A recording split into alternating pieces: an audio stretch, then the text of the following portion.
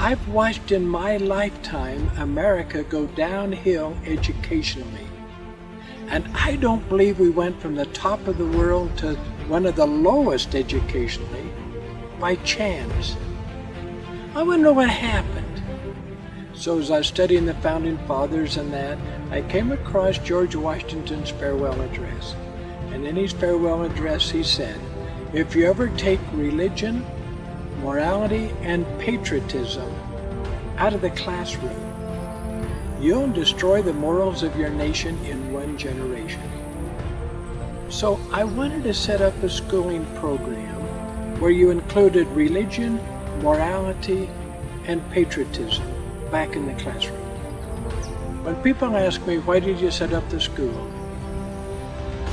I wanted to help the young people have a love for their Creator, a love for their families and a respect for them, and a love for their country. And I wasn't seeing it in many educational places. And so my wife and I decided to set up an academy, a private academy, where we would do the directing ourselves, and where we could have the parents in charge of education again.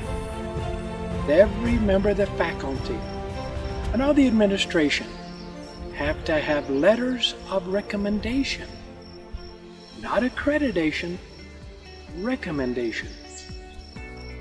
I want the young people to love learning. I don't want them to get to the end of their school and say, I'm done, I'm going to throw my hat in the air, I've graduated, I won't have to do any more book reports, I won't have to learn anymore.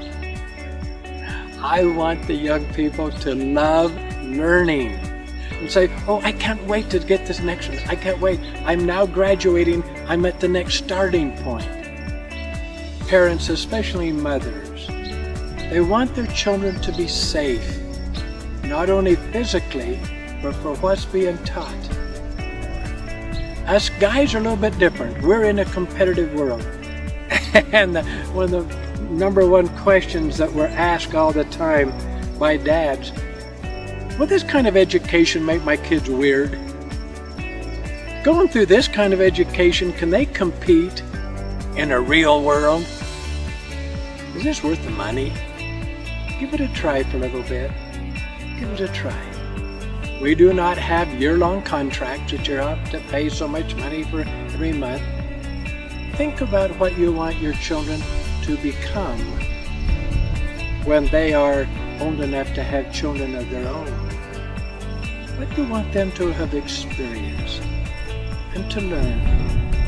Do they have to have a good academics to graduate? Yeah. Academically, the kids, yes, they excel. Our youngest student that's graduated from our academy, age 14. She's now 20. I was with her family up in Idaho this last week. I said, how's she doing? Well, she's now working at the Primary Children's Hospital in Salt Lake. I said, age 20? Yeah. She went to the LDS Business School. She went to Utah State. She went to University of Utah and is enjoying life immensely. Our average graduating senior that can meet the requirements of graduation, the average age is 15 and a half. Isn't that thrilling? To be able to score that high on 22 subjects based on the GED and SAT tests. Parents have said, Dr. Kimber, where do we begin? May I say honestly, on your knees? You will receive, as moms and dads, the inspiration for your own children. But when you get through and receive whatever answer you receive, please remember that your Heavenly Father knows the children that He's given you the assignment to help raise. He knows them, He knows their needs. And He will inspire you on knowing what to do. And when that inspiration comes, do it. And if it's coming to the school, do it. If it's a financial difficulty, then let's work out ways for you to earn it to be able to have your children come. And because it's multi-denominational, we have people and materials from various churches that work out wonderful. We have a Book of Mormon class. We have a New Testament class for the students to participate in. Then we have the math classes, the science classes, the language arts classes, and then we close with the histories. For the first part of the year, we study the Old Testament world history. Then we study Middle East history, the second part of the school year.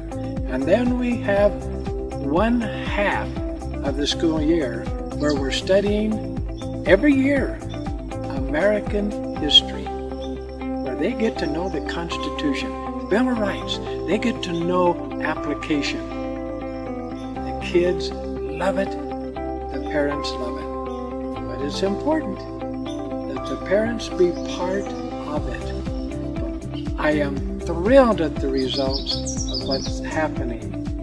I'm very honored that a number of years ago that our advisory board said we would be calling it the Glenn J. Kimber Academies. That was their decision, and I'm honored that they would